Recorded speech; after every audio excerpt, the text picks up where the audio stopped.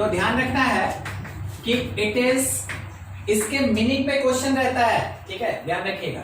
It is group of numbers, it is group of numbers arranged in specific manner, आप ऐसे कह सकते, in specific manner. ठीक, अब इसका क्या मीनिंग हुआ कि स्पेसिफिक मैनर में होता है, इसका क्या मीनिंग हुआ?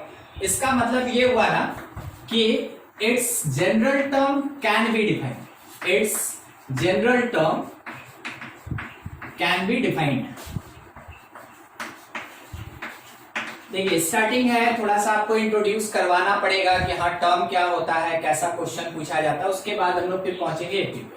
तो इसका जनरल टर्म अगर डिफाइन हो पाए तो वैसे ग्रुप को हम लोग सीक्वेंस कहते हैं। जैसे देखिए मान लीजिए आपके पास लिखा है 2 5 7 9 11, बताइए क्या इसका कोई भी पैटर्न है?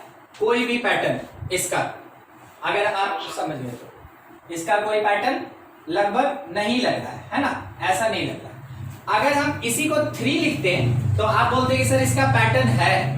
देखिए 3 5 7 9 11, आप बोलते देखिए सर क्या हो रहा है ना कि इसके बीच का डिफरेंस 2 का, इसके बीच का डिफरेंस 2 का, 2 यूनिट बढ़ा दीजिए, 2 यूनिट बढ़ा दीजिए, यानी कि नंबर 2-2 यूनिट बढ़ता जा रहा है। तो ये एक स्पेसिफिक मैनर में अरेंज्ड है। तो आप बोलेंगे कि ये अपने आप में एक सीक्वेंस का फॉर्मेशन कर रहा है, ठीक है, ये अपने आप में एक सीक्वेंस का फॉर्मेशन कर रहा है।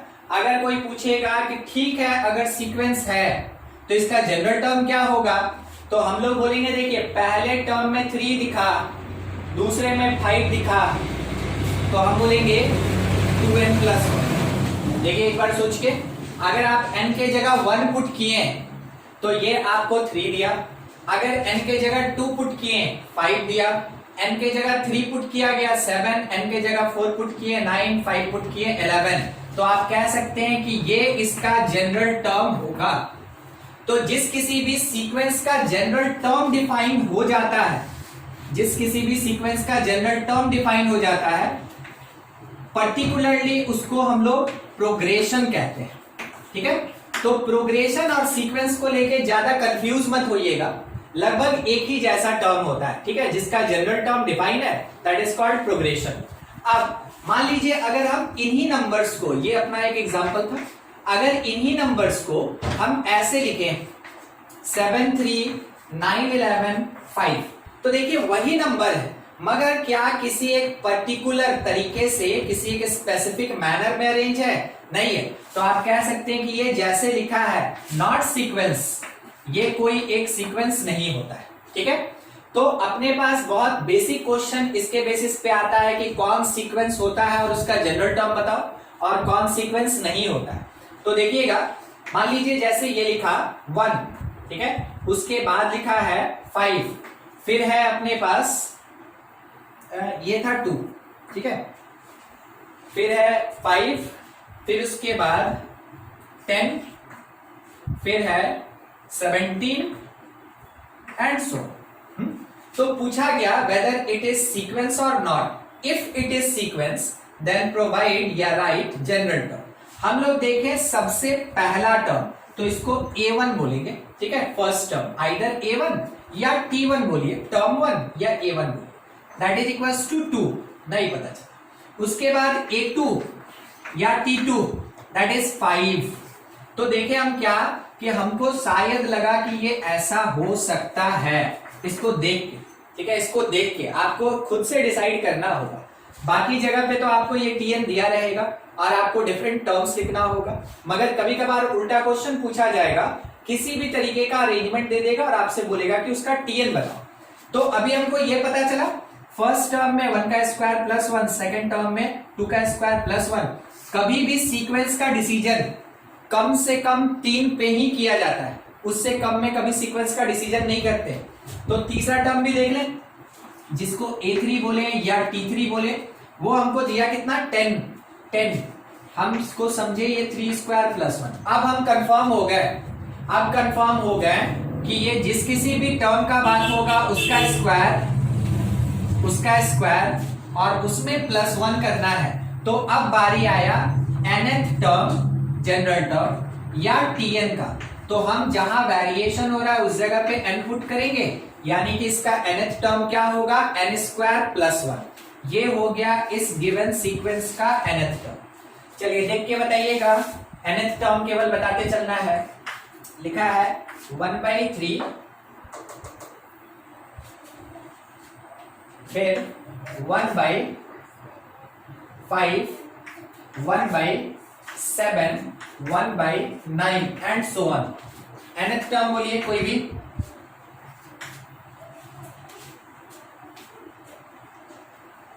नहीं, अरे यही नंबर है ना, एकदम ठीक। 1/2n + 1 एकदम सही। 3, 5, 7, 9 अभी तो उस पर डील किए, बस क्या है इसका रेसिप्रोकल दिया तो लिख दिया 1/2n + 1। ये इसका nth टर्म हो गया। नेक्स्ट देखिएगा, ठीक है, 1/, यहां पे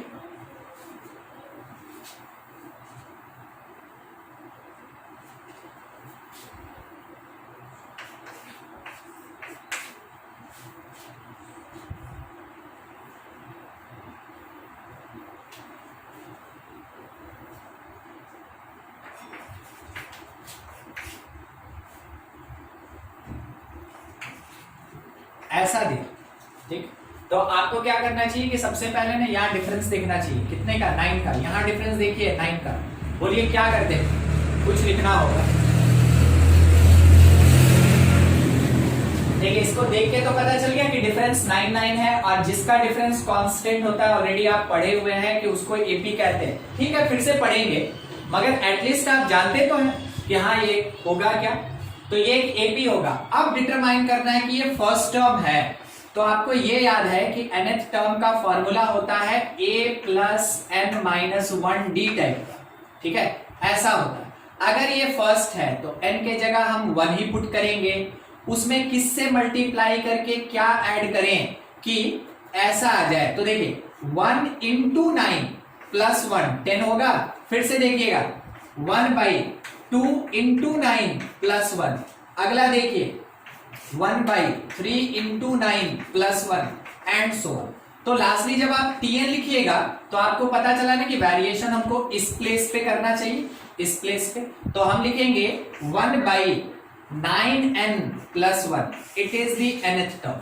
तो nth टर्म आपको खुद से डिटरमाइन करने आना चाहिए। हम ऐसा नहीं कह रहे हैं कि आज स्टार्ट हुआ और आज ही आ जाएगा, ये आपको लास्ट तक सीक्वेंस सीरीज जब तक चलेगा तब तक nth टर्म खुद से डिटरमाइन करना सीखना है, ठीक है। और चैप्टर एंड होने तक आपको ये आ जाना चाहिए। स्टार्टिंग में नहीं बताया जाता है, स्टार्टिंग में, मगर हम लोग एक्सपेक्ट करते हैं कि स्टूडेंट को nth टर्म निकालना एंड तक आ जाएगा, क्योंकि डिफरेंट वैरायटी आएगा जिसका डिफरेंट nth टर्म होता है। सब आइडेंटिफाई कर लेंगे, लास्ट में सम स्पेशल सीक्वेंस सीरीज में इस nth टर्म के बिना क्वेश्चन नहीं बनता है। तब तक आपको ये आइडेंटिफाई कर लेना है, सीख लेना है कि कैसे nth टर्म निकालते हैं, ठीक है। नोट करेंगे इसको, कुछ डाउट है तो पूछ भी लीजिए, या कोई क्रॉस क्वेश्चन है आपका।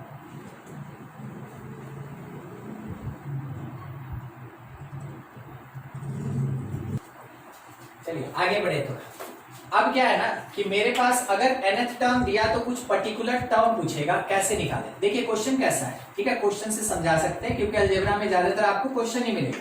बोल रहा है a1 a2 दोनों बराबर है और वो 3 के बराबर है, ठीक है। उसके आगे ये बोला गया कि जो an होगा that is equals to an + 1 - 2an - 1 होगा, ठीक है। और जबकि n का वैल्यू ग्रेटर देन 2 है, ये उसके लिए कंडीशन एग्जिस्ट करता है। तो बोला गया कि फाइंड करो कि a4 का वैल्यू क्या होगा। क्वेश्चन में क्या बोला, फाइंड करो कि a4 का वैल्यू क्या होगा। देख रहे क्या बोला, a1 a2 दे दिया, उसके बाद बताया कि an जो होगा वो an + 1 और -2an - 1 के बराबर होगा। तो a4 का वैल्यू बताओ, ऐसे कुछ भी पूछ सकता है। देखिए सबसे काम का चीज है आपके पास ये जो रिलेशन दिया है, तो आप इसको थोड़ा समझे। an का मतलब क्या हुआ, nth टर्म, इसको nth टर्म कहते हैं। an + 1 का तब मतलब क्या हो गया, इससे एक यूनिट ज्यादा इसके नेक्स्ट जो टर्म होगा यानी n+1th टर्म। मतलब क्या हुआ कि अगर ये सेकेंड टर्म है तो ये कौन सा होगा, थर्ड टर्म होगा। ये अगर 15th टर्म है तो ये 16th टर्म, ठीक है।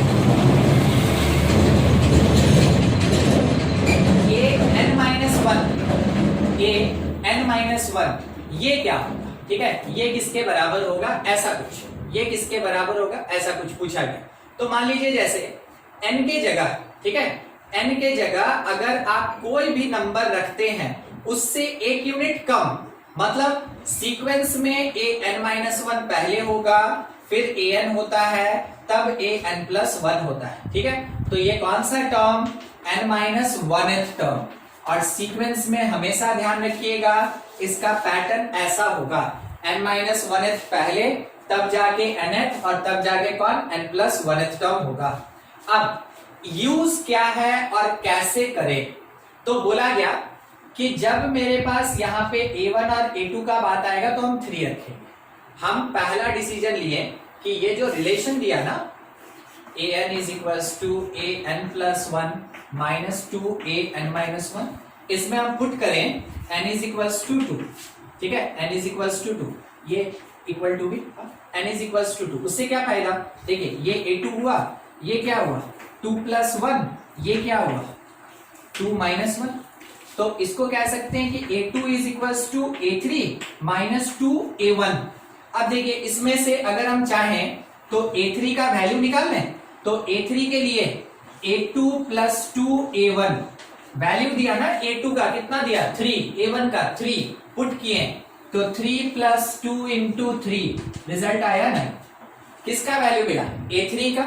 अब नेक्स्ट हमको कहां किसके कैलकुलेशन पे चलना चाहिए, तो n = 2 तो कर लिए, अगली बार n अगर 3 पुट करें तो देखिएगा यहां से लिखेंगे a3 = a4 - 2a2, सही है। हर n के जगह पे 3 पुट कर दिए, हर n के प्लेस पे 3 पुट कर दिए, जहां जो आने वाला था आ गया। हमको जहां तक उम्मीद है ये वैल्यू हम लोग के पास है, ये वैल्यू हम लोग के पास है, पुट किया जाए तो a4 निकलेगा। a4 = a3 + 2a2। देखिए a3 कैलकुलेटेड है 9, a2 अपने क्वेश्चन में दिया 3, पुट करें तो 9 + 2 × 3 = 15। a4 का वैल्यू कितना आ गया 15। हाँ इतना ध्यान रखिएगा कि अभी तक आपको पता नहीं कोई सीक्वेंस मिला कि नहीं मिला, मतलब कोई जनरल टर्म का फॉर्मेट मिला कि नहीं मिला। क्या मिला है, कुछ भी, देखिए क्या क्या दिया, ये 3 3 दिया, फिर उसके बाद 9 आया, क्या क्या है 3 3, फिर आया 9, फिर आया 15। कोई सीक्वेंस है। अच्छा एक और चाहते हैं तो एक और निकाल लें, a5, क्योंकि 3 चाहिए कम से कम। तो a5 अगर हम लिखेंगे तो हम क्या लिखेंगे a4 + 2a3। बोलिए क्या आप ये समझे, इतना डायरेक्ट कैसे लिख दिए, a5 = a4 + 2a3। इस पे चलिए, इस पे चलिए, देखिए इसको और उसको ध्यान से देखिए। a3 = a2 + 2a1, a4 = a3 + 2a2, तो a5 = a4 + 2a3, ठीक है। तो हमको बताइए कितना होगा tn, कितना होगा tn, कोई भी tn नहीं। देखिए फंस गए आप, कहां फंस गए समझिएगा। आपको an पहले से दिया है, ठीक है, आपको an पहले से दिया है, आप चाहते तो इसके बेसिस पे हमको डायरेक्ट आंसर दे सकते थे। अब इसी बेसिस पे थोड़ा ध्यान दीजिए, 5 से 4 1 यूनिट कम, 4 से 3 1 यूनिट कम, ठीक है। फिर से ऊपर देखिएगा, 4 से 3 1 यूनिट कम, 3 से 2 1 यूनिट कम, इधर फिर से 3 से 2 1 यूनिट कम और 2 से 1 1 यूनिट कम। आपको फॉर्मेट जो दिख रहा है बस उसी को यहां पे लिखना था, इससे 1 यूनिट कम tn-1, इससे 1 यूनिट कम tn-2, ये हो गया मेरे पास nth टर्म के लिए formula, it is the nth term, it is the nth term. तो अगर कोई आपसे ये बोलता है कि देखो क्या है, A7 का वैल्यू 5 है, मान लीजिए ऐसे ही, ठीक है, इफ, और A6 का वैल्यू 3 है, तो बताओ A8 का वैल्यू क्या होगा। तो क्या करेंगे हम, ऊपर वाला फॉर्मेट देखेंगे, ऊपर वाला n के जगह 8 पुट करेंगे, n के जगह 8 पुट करेंगे, तो n-1 क्या हो जाएगा 7, फिर n-2 क्या हो जाएगा 6। देखिए इसका वैल्यू दिया, इसका वैल्यू दिया, हम डायरेक्ट पुट किए, तो A8 that is equals to A7 5 और 2 इंटू A6 3 यानी 11 आया। आपको इस तरीके से सॉल्व करना होगा। सीक्वेंस सीरीज अलजेब्रा का मतलब हो गया क्वेश्चन से ही आपको थ्योरी निकालना होगा और उसको अप्लाई करना होगा, ठीक है। थ्योरी बोल के इसमें ज्यादा सीक्वेंस में और कुछ नहीं, आपको केवल पैटर्न पहचानना है, किसको क्या कहते हैं, कैसे रिलेटेड होता है, उसके बाद ही क्वेश्चन बनेगा। नोट कीजिए, कुछ डाउट है तो पूछ लीजिए। हाँ बोलिए सर। जहाँ पे फॉर्मूला के राइट साइड 2tn-1 होगा सर, ये हाँ सर। आप पता है कहाँ कंफ्यूज कर गया, हम समझ गए, ठीक है। आप जो पूछे हमसे, देखिए an इससे ज्यादा है और कम है, देख रहे हैं, an से ज्यादा है और कम है, तो माइनस लगा। अब इसी को थोड़ा सा ऐसे सोचिएगा, इसी को ऐसे सोचिए, अगर an+1 लिखे, an+1 लिखे तो ये इधर आएगा, तो an+2 an-1 होगा। अब सीक्वेंस पता चलेगा आपको, an+1 से n छोटा, n से n-1 छोटा, ठीक है। तो आप इस तरीके से अगर अरेंज करते हैं तो फिर से देखिएगा, अगर इसको n बोले तो ये 1 यूनिट कम होगा और ये कितना कम हो जाएगा 2 यूनिट, देख रहे हैं, समझे क्या बोले। इसको अगर n बोले, देखिए इसको अगर n बोले तो इससे 1 यूनिट कम ये है और इससे 1 यूनिट कम ये है, तो an is equals to 1 unit कम an-1, 1 यूनिट और कम an-2। देखा आपको यही चीज वहां लिखा हुआ है ना, वही चीज यहां लिखा हुआ है। अब आपको डिफरेंस दिखाते हैं कि कैसे आप पहचानेंगे। मान लेते हैं अगर कंफ्यूजन हो गया तो कैसे आइडेंटिफाई करेंगे। देखिएगा ये और ये आपके क्वेश्चन में दिख रहा होगा, n-1 और n दिख रहा होगा, मगर देखिए क्वेश्चन रखा है n+1 और आपके पास यहाँ पे n-2 है, ठीक है। ये जो डिफरेंट टर्म आया, ये जो डिफरेंस आपको दिखा, यही बताएगा कि हाँ टर्म को रीडिफाइन किया गया, ठीक है। अभी समझ में आया? Yes sir. ठीक। और किसी का कोई दिक्कत है, डाउट है? नोट करेंगे। बस सीक्वेंस में इतना ही होता है कि आपको टीएन दे देगा तो आपसे टर्म पूछेगा, या टर्म दे देगा और टीएन पूछेगा, ठीक। अगर आपके पास आर.डी. शर्मा बुक होगा तो उसका फर्स्ट एक्सरसाइज यही दिया हुआ ही होगा। नेक्स्ट आते हैं एपी, ठीक। तो आप पहला चीज ये कह सकते हैं कि if terms consecutive term, if consecutive terms of any sequence increases or decreases by certain fixed constant, किसी एक फिक्स्ड कांस्टेंट से या तो इंक्रीज करता है या डिक्रीज करता है, then it is called AP. वैसे केस में इसका नाम क्या होता है, एपी। तो एपी में रेगुलरली या तो इंक्रीज करेगा और नहीं तो रेगुलरली डिक्रीज करेगा। किसी एक सर्टेन फिक्स्ड कांस्टेंट के अबाउट या तो इंक्रीज करता है या डिक्रीज करता है, ठीक है। तो ध्यान रखेंगे कि दैट इसके डेफिनेशन में जो सर्टेन फिक्स्ड कांस्टेंट आया, दैट फिक्स्ड कांस्टेंट इसी को कहते हैं हम लोग common difference, called common difference. इसका नाम क्या होता है, कॉमन डिफरेंस। रिप्रेजेंट करते हैं स्मॉल डी से, जनरल तौर पे स्मॉल डी से, ठीक है। तो ये जो फिक्स कांस्टेंट है ये कहलाया है कॉमन डिफरेंस। तो मान लीजिए जैसे कि A1 is first term of AP। ये तो प्रोग्रेशन का या सीक्वेंस का बात है कि अगर कभी A1 लिखा मतलब ये फर्स्ट टर्म होगा, ऐसा मान लीजिए। तो फर्स्ट टर्म अगर ये है तो A1 comma A1 plus common difference D comma A1 plus common difference D, देखिए प्लस D, फिर A1 प्लस D और D। ठीक है, तो देखिए क्या हुआ आपको थोड़ा समझा दें। इसमें D यूनिट इंक्रीज कर गए, फिर इसमें D यूनिट इंक्रीज कर गए, फिर उसके बाद इसमें D यूनिट इंक्रीज कर गए। तो अपने जो प्रीवियस नंबर था उसमें D यूनिट कांस्टेंट इंटरवल से इंक्रीज कर गए। तो हमको जो भी सीक्वेंस मिलेगा, जो प्रोग्रेशन मिलेगा, दैट इज द AP। ठीक है, वो AP होगा। तो क्या लिखें, कैसे लिखें? अगर हमसे ये बोला A1 A2 A3 A4 A5 A6 से लेके AN तक अगर AP में है, ठीक है, एरो का मतलब हुआ R इन AP। एक मिनट, हम उसको अभी लिख ही देते हैं, बाद में थोड़ा शॉर्टकट कर लेंगे।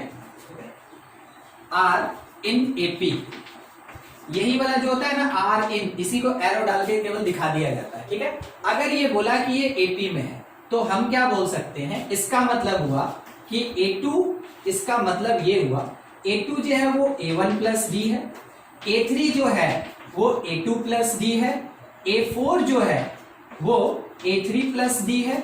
मतलब कि रेगुलरली वो DD यूनिट बढ़ता जा रहा है और तब कहीं जाके हम लोग को क्या ऑब्टेन हो रहा है, एक ऐसा सीक्वेंस मिल रहा है जो AP में। तो क्या करें, देखते चलिए। यहां से आपको पता चला A2 माइनस A1D होगा, A2 माइनस A1D होगा। यहां से आपको पता चला A3 माइनस A2D होगा। यहां से आपको पता चला A4 माइनस A3D होगा। कहने का मतलब क्या है कि कॉन्सेक्यूटिव टर्म के बीच का डिफरेंस कांस्टेंट है। कहने का मतलब क्या है, डिफरेंस बिटवीन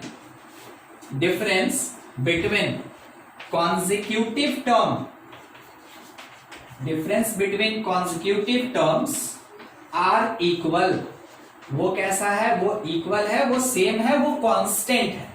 तो जब भी आपको कोई एक ऐसा सीरीज देके पूछे कि वो AP में है कि नहीं, तो आपको करना क्या चाहिए कि कॉन्सेक्यूटिव टर्म के बीच का डिफरेंस चेक करना चाहिए। ये पूरा का पूरा जो लास्ट वाला पार्ट लिखे है ना, यहां से लेके यहां तक, ये केवल इसलिए है क्योंकि आपको क्वेश्चन दिया जाता है और बोला जाता है कि चेक करो AP में है कि नहीं। तो क्या तरीका, जो भी सीक्वेंस दिया उसके कॉन्सेक्यूटिव टर्म का डिफरेंस निकाले। अगर वो डिफरेंस सेम आया, कांस्टेंट आया, फिक्स आया, तो हम बोलेंगे कि वो पूरा जो सीरीज आप दिए थे वो AP में हुआ करता था। ठीक है, तो difference between consecutive terms are equal, then series in AP, then series या सीक्वेंस इन AP, ऐसा होता है। तो इसका मतलब हम क्या लिख सकते हैं, देखिएगा कैसे कैसे लिख रहे हैं। इसका मतलब AN minus 1 that is equals to D। सही की गलत? सही है, ठीक है, ये सही है। चलिए ठीक, तो हमको D निकालने का तरीका पता चल गया। अब उसी से रिलेटेड 2 पॉइंट, इससे जरूरी है इसलिए, इससे मतलब रिलेटेड है इसलिए यहां लिख रहे हैं। सोच के देखिए, इफ D ग्रेटर देन 0 मतलब पॉजिटिव, D ग्रेटर देन 0 मतलब क्या, पॉजिटिव। तो वैसे केस में जो AP होगा इसका नाम होता है इंक्रीजिंग AP। मतलब कि ये वर्ड आपके क्वेश्चन में मिलेगा, if the given AP is increasing AP, तो आप खुद से समझिए क्वेश्चन आपको बताना चाहता है कि उसका कॉमन डिफरेंस पॉजिटिव होगा, तब जाके आगे क्वेश्चन बनेगा वो। ठीक है, तो वर्ड ध्यान रखिएगा, इंक्रीजिंग AP का मतलब D ग्रेटर देन 0 या पॉजिटिव होता है। तो अगर इसी का उल्टा लिख दें कि in case of decreasing AP, in case of decreasing AP हम क्या लिख सकते हैं, डी का वैल्यू क्या होगा, less than zero. Less than zero होने का मतलब डी कैसा होगा मेरा, नेगेटिव होगा। ठीक है, जो डिक्रीजिंग एपी होता है डी उसका नेगेटिव, जो इंक्रीजिंग एपी होता है डी पॉजिटिव। तो इन दोनों चीज को थोड़ा रिलेट करके याद करके रखिएगा कि अगर डी ग्रेटर देन जीरो है then it is increasing AP, अगर common difference less than zero यानी नेगेटिव है तो डिक्रीजिंग एपी होगा। सोच के बताइएगा, 5 4 3 2 1, डी पॉजिटिव की नेगेटिव, नेगेटिव। तो ऑब्वियस सी बात है, ये जो सीक्वेंस दिया ना मेरे सामने ये तो डिक्रीजिंग ऑर्डर में है। ठीक है, तो इसी कारण से आपको ये चीज जनरल तौर पे बता दिया जाता है कि किसी क्वेश्चन में अगर ये वर्ड यूज होगा तो कम से कम आप ये बता सकेंगे कि डी मेरा पॉजिटिव हो रहा है कि नेगेटिव। क्योंकि अब आप 11 क्लास में हैं, आपसे टीएन से रिलेटेड क्वेश्चन कम पूछेगा, मगर उसका जो एप्लीकेशन होता है हायर कॉन्सेप्ट में उस पे क्वेश्चन ज्यादा पूछेगा। तो ये जो छोटा छोटा बात है जानता है सब कोई, मगर जब यूज करने का टाइम आता है अगर नहीं यूज में आया तो क्वेश्चन आपसे नहीं बनेगा, यहां तक का गारंटी है। ठीक है, और ये इतना ही नहीं, जो आप यहां पढ़ेंगे ये कैलकुलस में भी यूज में आता है। ऐसा नहीं कि अलजेब्रा है तो अलग सेक्शन केवल अलजेब्रा तक में खत्म हो गया, ये आपको ट्रिग्नोमेट्री में भी काम देगा, ये आपको कोऑर्डिनेट ज्योमेट्री में भी काम देगा, आइदर ये आपको कैलकुलस में भी काम देगा। ठीक है, नोट कीजिए, कुछ डाउट है तो पूछ लीजिए। आगे का बात करते हैं, आप थोड़ा डिस्कस कर रहे हैं nth टर्म में, है ना, nth टर्म ऑफ एपी। तो देखिए निकालने का दो तरीका होता है, एक होता है स्टार्टिंग से और एक होता है एंड से। तो हम पहले बात कर रहे हैं फ्रॉम बिगिनिंग, जनरल तौर पे यही काम आता है, फ्रॉम बिगिनिंग, बिगिनिंग से, स्टार्टिंग से। तो मान लीजिए जैसे कि इसमें ए मेरा फर्स्ट टर्म है, जो d है it is the common difference, n जो है ये नंबर ऑफ टर्म्स। तो इस बात को अगर हम लोग देखें कि फर्स्ट टर्म a है, ठीक, second term a plus D, ठीक, थर्ड टर्म a प्लस, इसमें d यूनिट बढ़ा दिए तो 2d, ठीक, फिर उसके बाद फोर्थ टर्म इसमें d यूनिट बढ़ा दिए तो 3d है। अगर हम इसी को लिखना चाहें तो हम ऐसे लिख सकते हैं, ये a प्लस, ध्यान से 1 माइनस 1d है, यहां पे a प्लस 2 माइनस 1d है, ये a प्लस 3 माइनस 1d है, और ये a प्लस 4 माइनस 1d है। सर ऐसे क्यों लिखें, इसलिए लिखें ताकि हम आपको रिलेशन दिखा सकें कि फर्स्ट टर्म में 1 का क्या काम है, सेकेंड टर्म में 2 कहां यूज हो रहा है, थर्ड टर्म में 3 किस प्लेस पे है, फोर्थ टर्म में 4 को कैसे यूज करेंगे। ठीक है, वही दिखाना चाहते हैं, वही लिख रहे हैं। तो इसका मतलब आप ये कहना चाहते हैं कि nth टर्म में जहां आप हाईलाइट किए वहां n होगा, हम बोले a plus n minus 1d होगा, क्या होगा, a plus n minus 1d होगा। It is the nth term, इसी को बोलते हैं nth टर्म, इसी को कहते हैं हम लोग general term. General term, general term का मीनिंग समझते हैं, जैसे किसी किसी क्वेश्चन में पूछता है ना कि कौन सा टर्म 25 के बराबर होगा, तो आप बोलिए nth टर्म 25 के बराबर होगा। कोई भी क्वेश्चन में ऐसा पूछता है कि कौन सा टर्म ये काम करेगा, तो आपका अजम्पशन होगा nth टर्म ये काम करेगा, उसके बाद कैलकुलेशन करते हैं। तो nth टर्म का या जनरल टर्म का यही सिग्निफिकेंस होता है, तो ये याद रखेंगे, है ना हम लोग। अब थोड़ा दूसरा चीज बता दें, देखिए मान लीजिए जैसे फ्रॉम एंड का बात कर रहे हैं, है ना, फ्रॉम एंड का बात कर रहे हैं, from and, nth term of AP from and. मान लीजिए ये लिखा एपी, मान लीजिए, ठीक है, ये एक एपी है, तो खत्म कहां होगा, an पे। वैसे जो an होता है that is the last term, और इसको l से भी रिप्रेजेंट करते हैं। जो nth टर्म होता है, जो जनरल टर्म होता है, बेसिकली वो कौन होता है, लास्ट टर्म, और इसको रिप्रेजेंट हम लोग l से भी करते हैं। अब सोचिए अगर हम a2 माइनस a1 करें तो ये d आएगा, it is the common difference, it is common difference. तो इसका मतलब ये हुआ कि अगर हम A1 से AN की तरफ जा रहे हैं तो मेरा जो D है मान लिया पॉजिटिव है, मान लिया, ठीक है।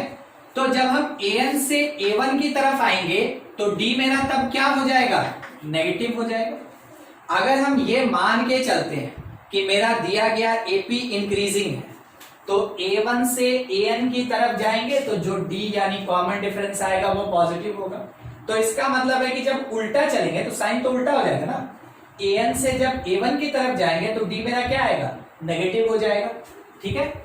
इस बात में अगर किसी को दिक्कत है तो आप जरूर पूछे हमसे। है कुछ नहीं, चलिए ठीक। तो D मेरे पास कॉमन डिफरेंस ही है। उसके बाद अब थोड़ा सा सोचिएगा, अगर बोला गया find mth term from and, mth term from and, हम क्या किए, एपी को पूरा उल्टा देखना स्टार्ट किए। तो जब हम इसका mth टर्म फ्रॉम एंड बताएंगे तो सोचिए सबसे पहले, क्योंकि अब हम एपी में पीछे से चलेंगे ना, बोला तो एंड से बताइए, एंड से बताइए, तो एंड मेरा पहले मिलेगा। ये किसके प्लेस पे किसकी तरह बिहेव करेगा, फर्स्ट टर्म की तरह बिहेव करेगा, ठीक है। हम क्या लिखें, an लिखें प्लस n के जगह mth टर्म पूछा m-1, अब d पुट करें कि माइनस d पुट करें, बोलिए खुद से बताइए। Minus D. अगर किसी को नहीं समझ में आया तो देखिए, जब बिगिनिंग से चले थे तो प्लस डी था ना, जब बिगिनिंग से चले थे तो प्लस डी था, तो जब एंड से चलेंगे तो वो माइनस डी हो जाएगा, माइनस डी। तो हम क्या लिखेंगे, A N minus M minus 1d, ठीक है, A N minus M minus 1d। चलिए ठीक, इसी के बेसिस पे फिर से बोला गया find pth term of AP from and, और एपी क्या दिया हम आपको दिखा रहे हैं। एपी में लिखा A1, A2, A3, A4 और लास्ट में L लिखा था, ठीक है, लास्ट में L लिखा था, AN नहीं लिखा था। बोलिए आंसर बोलिए।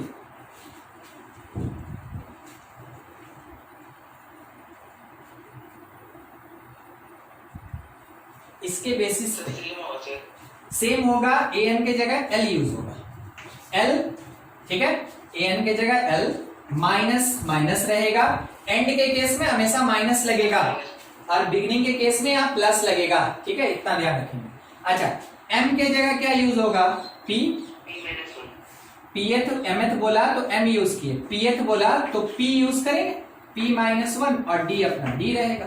तो ये फॉर्मूला हम लोग को यूज करना है, ठीक है, एंड से जब हम लोग को कैलकुलेट करना है तब का बात है। अगर मान लेते हैं कि लास्ट टर्म नहीं दिया है और पूछा कि pth टर्म निकालो एंड से, तब क्या करेंगे, देखिए वो समझा रहे हैं। अभी तक तो लास्ट टर्म दिया था तो कैलकुलेशन कर रहे थे, अब अगर लास्ट टर्म नहीं दिया तो कैसे कैलकुलेट करेंगे। तो यहां पे हम डील करने वाले हैं कैलकुलेशन ऑफ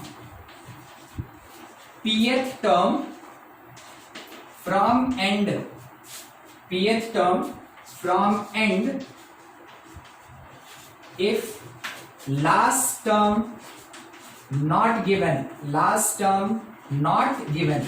देखिए इसके क्वेश्चन इससे पहले वाले पार्ट में हम आपको पूरा का पूरा डिस्क्रिप्शन दे दिए थे कि हाँ देखो यहाँ पे है ना an होगा, यहाँ पे an होगा, यहाँ पे l होगा, ऐसा। तो देखिए आप हर जगह पे लास्ट टर्म मेरा दिया था, मगर जरूरी नहीं है, हर एक क्वेश्चन में जरूरी नहीं कि आपको लास्ट टर्म देगा, तो आप कैसे उसमें ट्रीट करेंगे वो चीज सीखना है अभी। अगर लास्ट टर्म नहीं देगा तो काम करेंगे, कैसे करेंगे देखते चलिए। मान लीजिए जैसे 1 2 3 4 5 6 7 लिए, बोलिए तो एंड से थर्ड टर्म कौन सा होगा, एंड से थर्ड 5 होगा, एंड से थर्ड आप बताएं कि 5 होगा, एंड से फिफ्थ कौन होगा, 3 होगा, एंड से फिफ्थ कौन आया, 3। चलिए अब देखते हैं क्या इसके बीच में कोई रिलेशन है मेरे पास, ठीक। एंड से जो मेरा फिफ्थ टर्म था वो आया कितना, 3, तो देखिए टोटल नंबर ऑफ टर्म कितना है, ध्यान से देखते चलिएगा। Total number of term 7, 7 minus 5 plus 1, क्या ये 3 के बराबर हुआ? ठीक है, यस सर। 3 के बराबर। चलिए दूसरा देखिएगा, 7 माइनस 3 प्लस 1 कितने के बराबर? 5। तो आपको क्या देखना चाहिए, अगर हम एंड से निकालना चाहते हैं फिफ्थ टर्म, एंड से निकालना चाहते हैं फिफ्थ टर्म, तो वो बिगिनिंग से थर्ड टर्म के बराबर होगा, यानी बिगिनिंग से 7 माइनस 5 प्लस 1 के बराबर होगा। किसका क्या मीनिंग है देखिएगा, total term minus pth term from and plus 1, total term minus pth term from and plus 1। ठीक है, इसके बेसिस पे है, बस दो ही कॉन्सेप्ट है अभी तक, ध्यान रखिएगा। टोटल टर्म कितना, उसके बाद कौन सा टर्म निकालना है एंड से, और उसमें प्लस 1 करना है। जैसे हम आपसे पूछे थर्ड टर्म बताओ एंड से क्या होगा, तो आप यहां देखें तो बोले सर 5 होगा, हम बोले टोटल में से उसको सब्ट्रैक्ट करके प्लस 1 करने के लिए, ये हमको फॉर्मूला देगा। मीनिंग देखिए, छोटा सा चीज है, बस लिख रहे हैं और इसके बाद कुछ क्वेश्चन में एप्लीकेशन दिखाएंगे। अगर total number of term, total number of term अगर n है, ठीक है, और pth टर्म हमको निकालना है फ्रॉम एंड, तो आप कह सकते हैं कि वो t, ध्यान से t n minus p plus 1 के बराबर होगा, वो t n minus p plus 1 के बराबर होगा। क्या लिख दिया सर, हम ये लिखे ना कि वो बिगिनिंग से n minus p plus 1th term के बराबर होगा। ठीक है, that is equals to n minus p plus 1th term, आपको फॉर्मूला की तरह इसको याद रखना होगा, n minus p plus 1th term from beginning, from beginning. ठीक है, ये चीज यहाँ पे लिखा हुआ है, आप इसको नोट करें, एटलीस्ट कम से कम हमको इतना जगह दें आप जितनी जल्दी हो सके, ताकि हम उस पे है ना 1-2 क्वेश्चन बता दें। आप नोट कीजिए फटाफट। मान लीजिए बोला कि find seventh term from end of AP 2, 4, 6, 8 up to 30 terms, up to 30 terms. ठीक है, देखिए क्या क्या इंफॉर्मेशन दिया, कैसे यूज करेंगे, कब वो यूज करेंगे, कब ये यूज करेंगे, वही समझा रहे हैं आपको। ये तो बता दिया कि सेवेंथ टर्म निकालो, कहां से निकालो, कितना टर्म है कि एंड टर्म है, कितना टर्म है कि एंड टर्म है। ठीक है, तो हमसे बोला एंड से निकालना है, हम समझ गए, या तो ये लगेगा नहीं तो ये लगेगा। फिर बताया इसमें नंबर ऑफ टर्म, मतलब हमको लास्ट टर्म नहीं दिया, हमको लास्ट टर्म नहीं दिया, बल्कि नंबर ऑफ टर्म दे दिया। तो ये लगाएंगे हम लोग, ये वाला कॉन्सेप्ट। ठीक है, ये कॉन्सेप्ट, बस उस कॉन्सेप्ट को यूज करने के लिए पहले n पता कर लें 30। ठीक है, n पता कर लें 30, टोटल नंबर ऑफ टर्म। ठीक है, 30, कौन सा टर्म एंड से निकालना है, that is called p, 7th। ठीक है, उसके बाद हमको और क्या जरूरत है, हमको बस इसी के बेसिस पे कैलकुलेट करना है। तो मेरा स्टेटमेंट क्या होगा देखिए, 7th term from end that is equals to 30 minus 7 plus 1, solve करके कितना मिला हम लोग को इसमें 24, दैट इज 24th term from beginning, 24th term from beginning. और ऐसे केस में अब मेरे पास एक ही टारगेट है कि हम 24th टर्म निकालें, यानी जिसको T24 कहते हैं। क्या formula, a plus 24 minus 1d, formula याद ना, a plus n minus 1d। तो n के जगह 24 पुट किए। अब कोई बताएगा हमको a का वैल्यू क्या है, 2, ये फर्स्ट टर्म। ठीक है, प्लस ये 23 हो गया, d का वैल्यू कोई बोलेगा नहीं। अच्छा, d निकालना है ना, तो सेकंड में से फर्स्ट को सब्ट्रैक्ट करना है, d निकालना है तो सेकंड में से फर्स्ट को सब्ट्रैक्ट करना है, 2 आएगा। ये आंसर मेरे पास आया 48 आया। 23 2 टाइम में 46 और 2 48। तो आप ये कह सकते हैं कि 24th term from beginning that is 48, उसका वैल्यू कितना 48। आप ये भी कह सकते हैं 7th टर्म, आप ये भी कह सकते हैं 7th term from end that is 40। एक ही मीनिंग हुआ ना। तो आपसे निकालने ये बोला, आप घुमा के ऐसे निकाल दिए उसको। बस बनाने का अपने पास तरीका होना चाहिए कि हम इसको कैसे कैसे बना सकते हैं। हाँ? आगे और देखिए, अब हम लोग यहां पहुंच गए कि कम से कम बढ़िया बढ़िया क्वेश्चन कर लेंगे, ठीक है, वो भी एपी में से। और एपी में डी के बेसिस पे क्वेश्चन रहेगा, nth टर्म, लास्ट टर्म, इन सब के बेसिस पे क्वेश्चन रहेगा। आपके आइडेंटिफिकेशन के बेसिस पे क्वेश्चन रहेगा कि एपी है कि नहीं, पहचान के बताओ, ऐसा। तो आप थोड़ा देखते चले, ठीक है। नेक्स्ट एक क्वेश्चन ले रहे हैं कि if third term of AP is 4 and fifth term of AP is 10। तो बोला गया find ninth term। ध्यान रखिएगा, AP में अगर कभी भी आपको दो टर्म दिया है, ठीक है, AP में अगर कभी भी दो टर्म दिया है तो वो ए और डी निकालने के लिए दिया है। ध्यान रखिएगा, क्वेश्चन पे, क्योंकि अलजेब्रा है, क्वेश्चन ही इसका थ्योरी होगा, ठीक है। जब कभी भी इस बात को ध्यान रखिएगा, if two terms provided, if value बोले हम, इफ वैल्यू, हाँ ठीक है एकदम सही, if value of two terms provided, अगर कभी भी दो टर्म का वैल्यू प्रोवाइड किया जाता है, देन कैलकुलेट, वैसे केस में फाइंड कीजिए, कैलकुलेट कीजिए, कैलकुलेट ए मतलब फर्स्ट टर्म एंड डी मतलब कॉमन डिफरेंस। वो इसीलिए दिया जाता है ए और डी के लिए। एपी में अगर ध्यान से आप देखें ना, दो ही वेरिएबल होता है, ए और डी, कहीं से मिल गया पूरा एपी डिफाइन हो जाएगा। तो एपी के लिए हमेशा टारगेट रखिएगा ए निकालना और डी निकालना, बस यही टारगेट रखिएगा। देखिए क्वेश्चन क्या बोला, कितना बोले थे सुभजीत, एक बार फिर से रिपीट कर दीजिए तो। हाँ आंसर 22। अच्छा ठीक, देखिएगा, देखिए क्या बोला, थर्ड टर्म बोला, थर्ड टर्म। तो थर्ड टर्म को आप A3 लिखिए, T3 लिखिए, कोई मतलब नहीं। और वो कितना है 4। हम लोग जानते हैं कि फॉर्मूला जो होता है वो A प्लस n-1D होता है।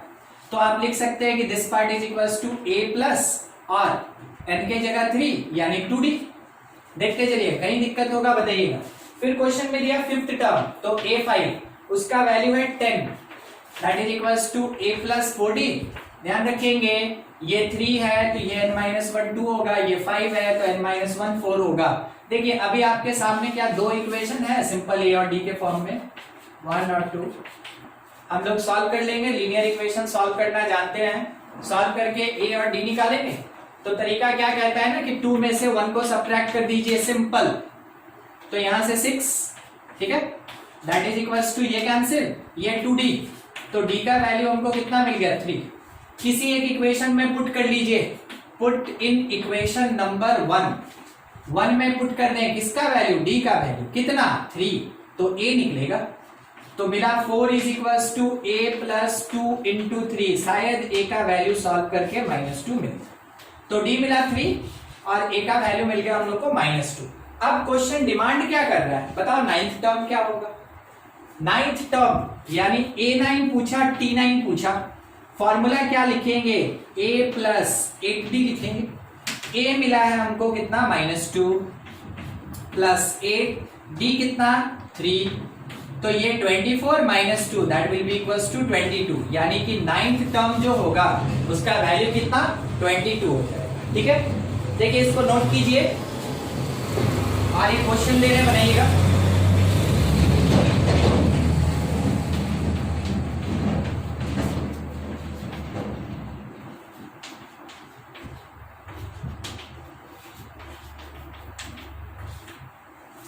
T7 दिया, T9 दिया, T11 पूछ रहा है, ठीक है, और पूरा AP है, ठीक ना।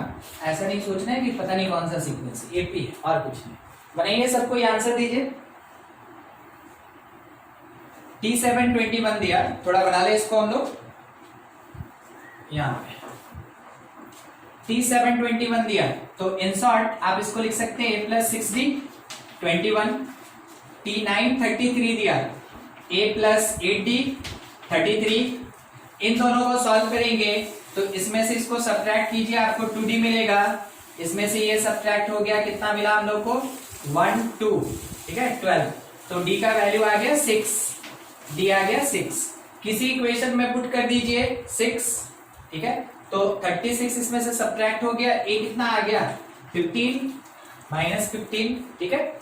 A मिल गया, D मिल गया। निकालना था T11, तो T11 के लिए A प्लस n-1D, तो कह सकते हैं T11 के लिए -15 प्लस 10 इंटू 6 60 45 आ रहा है ना, 45 आ रहा है, 45 आ रहा है, 46 नहीं आ रहा है ना, 45 आ रहा है।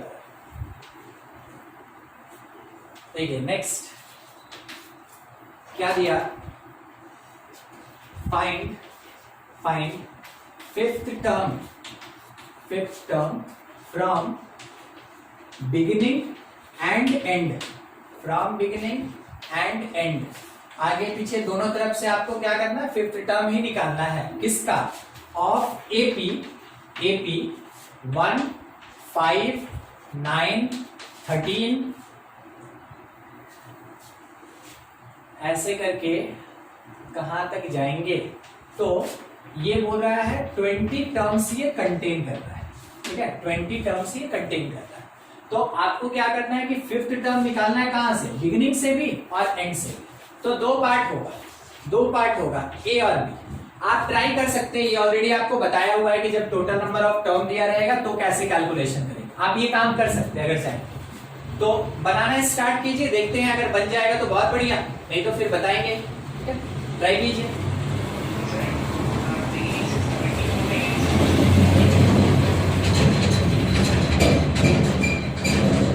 हाँ बोलिए, सुनिए। 17, हाँ, और 61, चलिए ठीक। देखिए आंसर भी आ गया, बनाया जाए अब फिफ्थ टर्म फ्रॉम बिगिनिंग। तो आपको ये देखना चाहिए कि A मेरे पास 1 है और D मेरे पास 5 - 1 4 है, ठीक है। तो पूछा फिफ्थ टर्म यानी T5, लिखेंगे A+5 - 1D यानी A+4D। सॉल्व कीजिए तो A का वैल्यू 1 और 4 × 4 दैट इज 17 हो गया मेरा T5 बिगिनिंग से। अब एंड से चाहिए, तो एंड से के लिए क्या है ना कि fifth from end that is equals to total minus term plus 1 यानी कितना, तो ये आ गया मेरे पास 16 फ्रॉम बिगिनिंग। इतना करके ही आप क्वेश्चन निकालेंगे, तब जाके अब आपको T16 चाहिए। T16 मतलब A+15D हो गया। A का वैल्यू 1 15 और D का वैल्यू 4। ओवरऑल मेरे पास कितना 61 आया, ठीक। तो एंड से फिफ्थ टर्म 61, बिगिनिंग से फिफ्थ टर्म 70, वही कॉन्सेप्ट ही लगेगा, ठीक है, सेम कॉन्सेप्ट। अब आपको उसके बेसिस पे केवल इतना क्वेश्चन बना लेना है कि वो कॉन्सेप्ट आपके दिमाग में बैठ जाए और आपको ये मिलेगा। आरडी शर्मा में भी बहुत सारा क्वेश्चन है, आरएस अग्रवाल में भी बहुत सारा क्वेश्चन है, एनसीईआरटी के लिए नहीं बोल सकते, उसमें बहुत सारा क्वेश्चन है क्योंकि वो बेचारा दुबला पतला है, थोड़ा छोटा भी होता है, ठीक है। तो आप कम से कम इतना तो रखें ही कि आरएस अग्रवाल और आरडी शर्मा, ठीक। बाकी डीपीपी आपको मिल जाएगा एज सुन एज पॉसिबल। चलिए देखिए अगला एक और बोला, if pth term of AP is Q and qth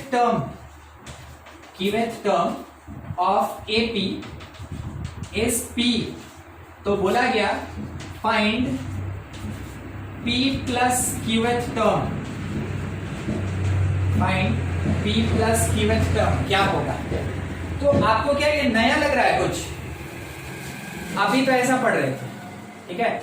दो टर्म दिया, उससे a और d निकाले और जो पूछा वो कैलकुलेट किए, बिल्कुल वही, वहां नंबर था और यहाँ पी क्यू में घुमा रहा है हम लोग को, ठीक।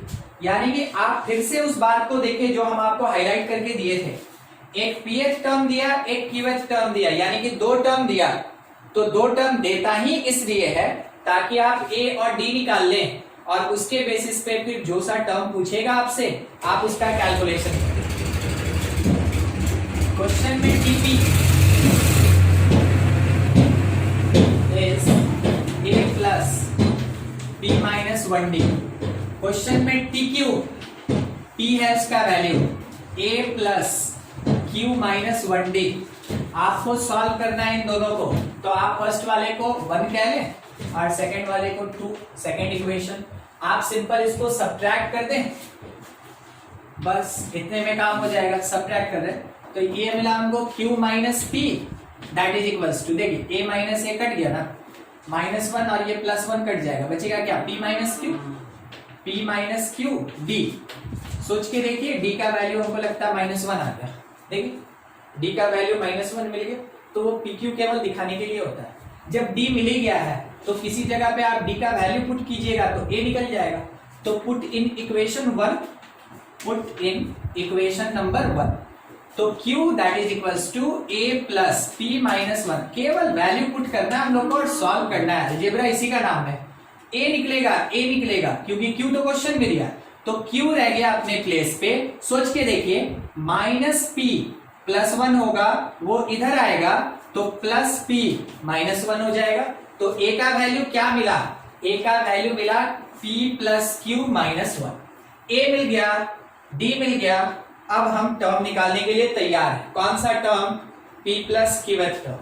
तो t p plus q, formula लिखेंगे a प्लस n के जगह ये पूरा पार्ट पुट होता है हमेशा, p प्लस q माइनस 1 के साथ d।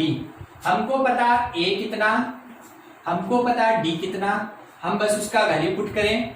तो a के प्लेस पे q plus p minus 1 plus p plus q minus 1 और d के प्लेस पे -1, नेगेटिव से मल्टीप्लाई करें तो q plus p minus 1, minus से मल्टीप्लाई करके minus p minus q plus 1। अब देखिए जितना कैंसिल वैंसिल हो सकता कर लें, तो प्लस q और माइनस q कटता दिखा, प्लस p और माइनस p कटता दिखा, -1 और +1 सब कट गया, बच गया अपने पास 0 दैट इज इक्वल्स टू 0। तो p प्लस q का वैल्यू कितना होगा, 0। दो टाइप का ये क्वेश्चन आता है, ये क्वेश्चन ध्यान से, PQ वाला क्वेश्चन ध्यान से, इसमें या तो वैल्यू पूछेगा और नहीं तो प्रूफ करने देगा, ठीक है। या तो प्रूफ करने भी दे सकता है कि जो p प्लस q टर्म है वो 0 होता है दिखाओ, या फिर फाइंड करने भी बोला जा सकता है। मेन थीम समझिएगा मेरा बार बार बोलने का, अगर दो टर्म कभी भी एपी में देता है, दो टर्म का वैल्यू देता है, ठीक है, तो वो इसीलिए देता है ताकि आप a और d निकाल सके, ठीक है। उसके बाद जो पूछा जाएगा आप उसका कैलकुलेशन करें। बार बार इस चीज को हम इसलिए रिपीट कर रहे हैं कि जब जरूरत पड़ता है स्टूडेंट अगर भूल गया इसको तो क्वेश्चन नहीं बनेगा उससे, ठीक है। नोट कीजिए, कुछ डाउट है तो पूछ लें।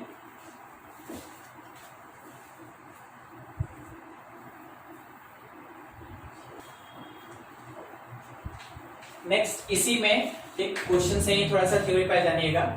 क्वेश्चन में ये दिया है, चेक वेदर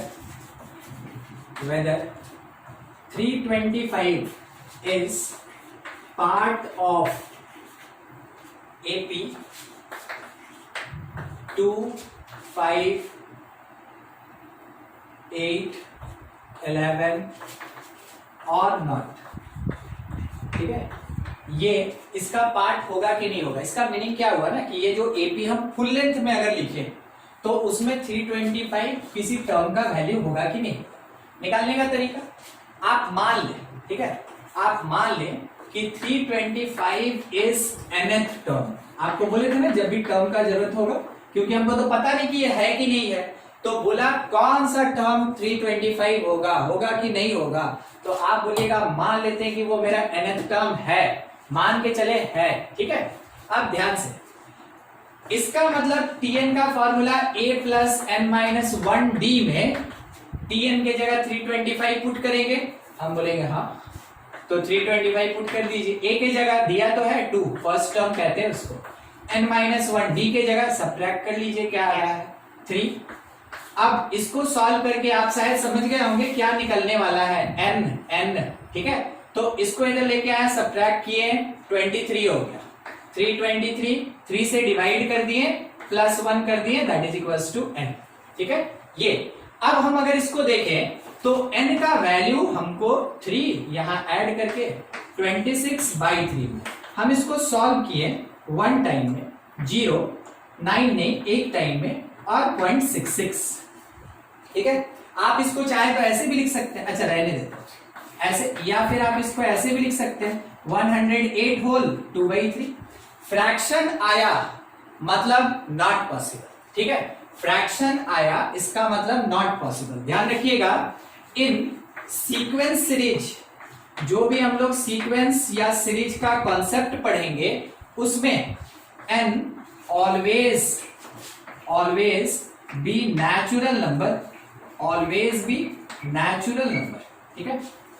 यानी कि आप ये कह सकते हैं, इसका मतलब n बिलोंग करेगा नेचुरल नंबर से। नंबर ऑफ टर्म, n का मतलब क्या, नंबर ऑफ टर्म, और टर्म हमेशा नेचुरल नंबर ही होता है, और नेचुरल नंबर कभी ऐसा फ्रैक्शन नहीं होता है। तो आप ये कह सकते हैं कि सिंस, इस पर्टिकुलर क्वेश्चन में since n is not integer, hence finally 325 is not part of AP, ठीक है। इसका मतलब सर क्या कोई फार्मूला मिलेगा? देख लीजिए, जैसे बनाया उसको आप फार्मूला की तरह है एक लिख भी सकते हैं, क्यों नहीं लिख सकते। हम क्या किए, हम पूरे क्वेश्चन में n कैलकुलेट किए, तो क्यों नहीं आप इस जनरल से फॉर्मूला से n के लिए एक फॉर्मेट लिख ले, एक फॉर्मूला खुद का बना लीजिए। लिखना स्टार्ट करें तो n is equals to tn minus a, division में d और प्लस 1, ठीक है। तो आप ये कह सकते हैं कि चलिए ये मेरे पास फॉर्मूला है, if it will be a natural number, अगर ये नेचुरल नंबर हुआ, then any number, then any given number be part of AP, तब जाके वो किसी एक एपी का पार्ट होगा, ठीक है। पार्ट ऑफ एपी, समझे। आप इसको डायरेक्ट यूज कर सकते हैं। अब मान लीजिए जैसे आपको ये पहले भी पढ़ाया गया, हम शायद देखें, ठीक है। बोला गया फाइंड फर्स्ट नेगेटिव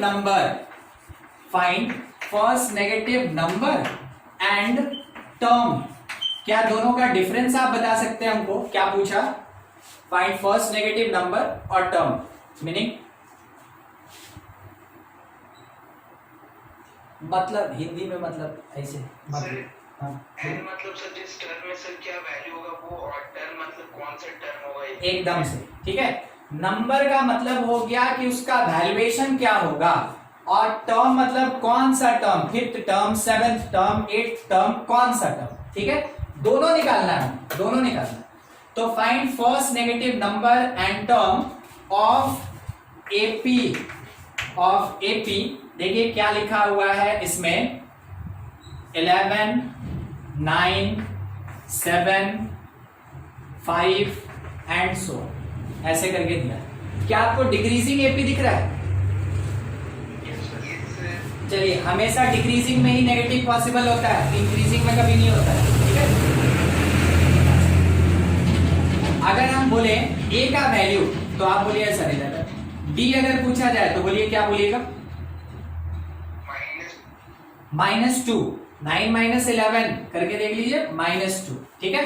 हमको क्या करना है, फर्स्ट नेगेटिव नंबर निकालना है। तो आप ऑलरेडी देख चुके हैं, नंबर लाइन का यूज आप देख चुके हैं। तो जीरो ही होता है जो बताएगा कि उससे लेस नेगेटिव और उससे ग्रेटर पॉजिटिव। तो नेगेटिव पॉजिटिव डिसाइड करने वाला बीच में अंपायर कौन? जीरो। तो हम टारगेट किसको करके चलेंगे? जीरो। ठीक, हम क्या मान के चलेंगे? देखिए, let Tn is equals to zero. हम क्या मान के चल रहे हैं कि मेरा nth टर्म जीरो है, जीरो पहुंच गए, अगर n प्लस वनथ टर्म पे जाएंगे वो हमेशा नेगेटिव होगा। बस उसी तरीके से ध्यान से समझते चलिएगा। Tn जीरो, Tn का फॉर्मूला होता है a plus n minus one d, ऐसा। Tn के जगह जीरो पुट कर दिए, a के जगह 11 हो गया, n माइनस वन रह गया और d के प्लेस पे माइनस टू पुट किए। सॉल्व करने चले, ये आया इधर माइनस हो गया, 2 से डिवाइड कर दिए, ठीक है। तो -11 by -2 plus 1 that is equals to n। तो आप कह सकते हैं कि n का वैल्यू जो आएगा वो 13/2 आएगा, 13/2। और 13/2 मतलब आप n क्या कह सकते हैं ना कि ये 6.5, 6.5। तो अगर जीरो 6.5 पोजीशन पे है, ध्यान से, जीरो अगर 6.5 पोजीशन पे है तो इससे आगे बढ़े, क्योंकि हम तो उल्टा चल रहे हैं ना, डिक्रीजिंग है, उल्टा चल रहे हैं। अगर इससे आगे वाला टर्म मिल जाए तो वो नेगेटिव होगा। तो 6.5 के बाद नेचुरल नंबर कौन? 6.5 के बाद नेचुरल नंबर 7, 7। इसका मतलब आप इसके बेसिस पे आंसर देंगे, ठीक है, कि seventh term is first negative term. तो मेरा एक आंसर हो गया कि कौन सा टर्म फर्स्ट नेगेटिव होगा, सेवेंथ टर्म। अब निकाल लेंगे T7 क्या होगा।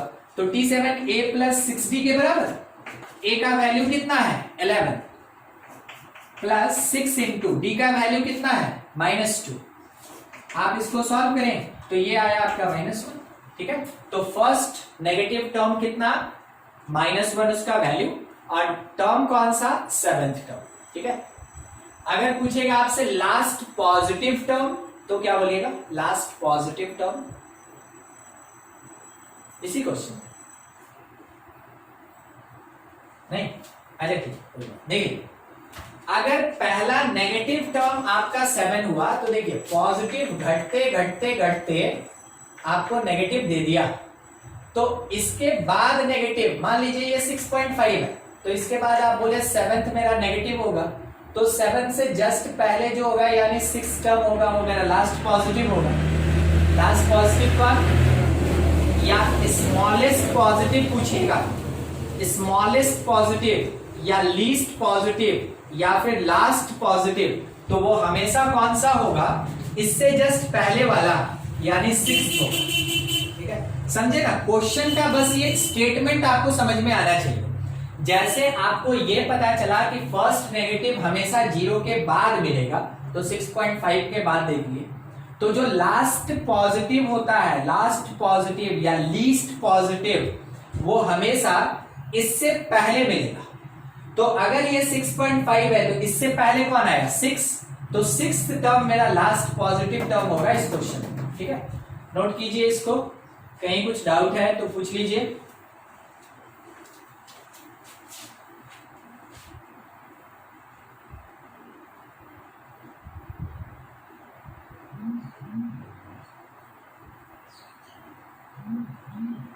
प्रैक्टिस के लिए केवल दे रहे हैं कि find first second negative term, find second negative term and value and it's value for AP.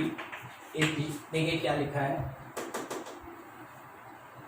17, 12, 7, 2 so on। Second negative term क्या होगा और कौन सा टर्म होगा, बनाइए जितनी जल्दी आप आंसर दे सके। एक चाहिए नंबर और एक चाहिए टर्म।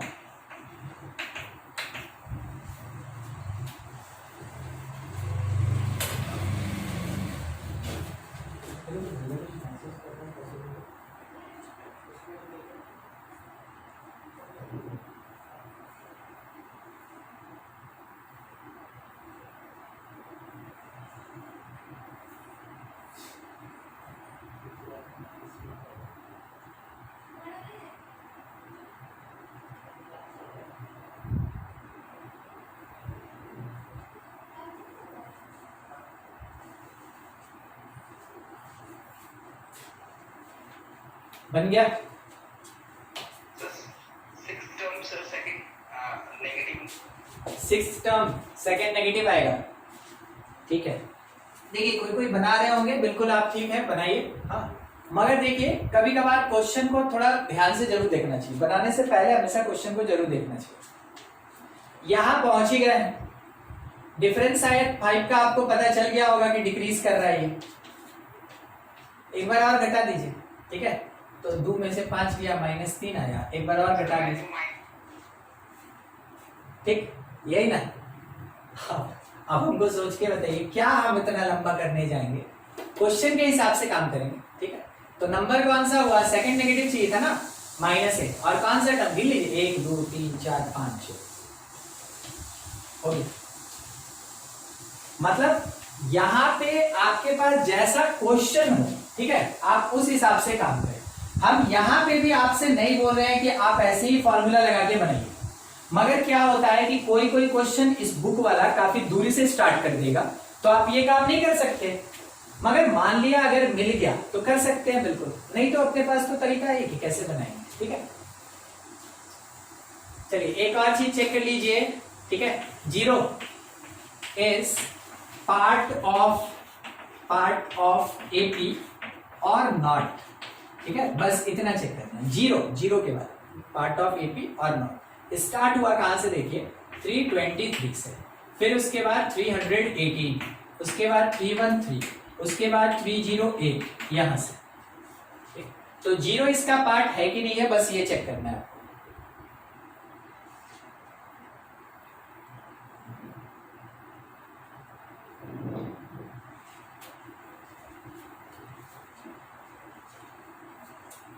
फोन करके एक बार बात करो।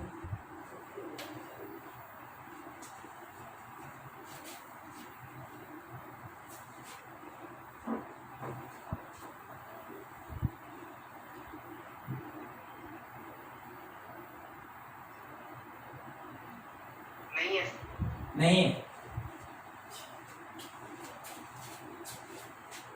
देखिए आप 0 यूज किए होंगे, ठीक है, कहां पे, TN मान लेंगे हम 0, A हम लोग देखेंगे 323, D हम लोग देखेंगे, तो इसमें से ये सब्ट्रैक्ट हुआ मीन्स -5 आया, सब मिल गया। ऊपर वाला हम मिटाने ही जा रहे थे, फिर ध्यान आया कि शायद कोई यूज कर रहा होगा, इसलिए हम छोड़ दिए। N is equals to TN है 0 -A 323, और इसके डिवीजन में मेरे पास है D, ठीक है, -5 और +1, तो यहीं पे आपको फ्रैक्शन दिख गया, यही फ्रैक्शन दिख गया, तो आप कह सकते हैं 328/5 होगा।